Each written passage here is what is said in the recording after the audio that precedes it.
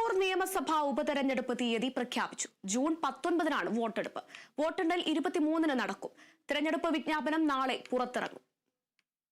MLA ആയിരുന്ന PV Anwar രാജിവെച്ചതോടെയാണ് നിലമ്പൂരിൽ ഉപതെരഞ്ഞെടുപ്പിന് കളമൊരുങ്ങിയത്. June 19-നാണ് വോട്ടെടുപ്പ്. ജൂൺ 23-ന് വോട്ടെണ്ണലും നടക്കും. ജൂൺ 2-ആണ് നാമനിർദ്ദേശ പത്രിക സമർപ്പിക്കാനുള്ള അവസാന തീയതി. 3-ന് സൂക്ഷ്മ പരിശോധന നടക്കും. ജൂൺ 5-നാണ് പത്രിക പിൻവലിക്കാനുള്ള അവസാന തീയതി. നിലമ്പൂർ കൂടാതെ ഗുജറാത്തിലെ 2 മണ്ഡലങ്ങളിലേക്കും പഞ്ചാബിലെയും ബംഗാളിലെയും ഓരോ മണ്ഡലങ്ങളിലേക്കും തെരഞ്ഞെടുപ്പ് കമ്മീഷൻ ഉപതെരഞ്ഞെടുപ്പ് പ്രഖ്യാപിച്ചിട്ടുണ്ട്.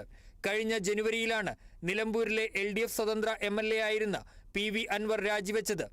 ADGP MR അജിത് കുമാറിനും മുഖ്യമന്ത്രിയുടെ പൊളിറ്റിക്കൽ സെക്രട്ടറി P ശശി അടക്കമുള്ളവർക്ക് എതിരെയും അൻവർ ആരോപണം ഉന്നയിച്ചിരുന്നു. പിന്നാലെ LDF ബന്ധം അവസാനിപ്പിച്ച അൻവർ തൃണമൂൽ കോൺഗ്രസിൽ ചേർന്നതിന് പിന്നാലെയാണ് MLA സ്ഥാനം രാജിവെച്ചത്. തന്റെ പിന്തുണ UDF-നായിരിക്കുമെന്ന് അൻവർ നേരത്തെ തന്നെ വ്യക്തമാക്കിയിരുന്നു. CPIM-നും സർക്കാരിനുമെതിരെ യുദ്ധപ്രഖ്യാപനം നടത്തിയ അൻവറിന് നിലമ്പൂരിൽ UDF വിജയം അനിവാര്യമാണ്.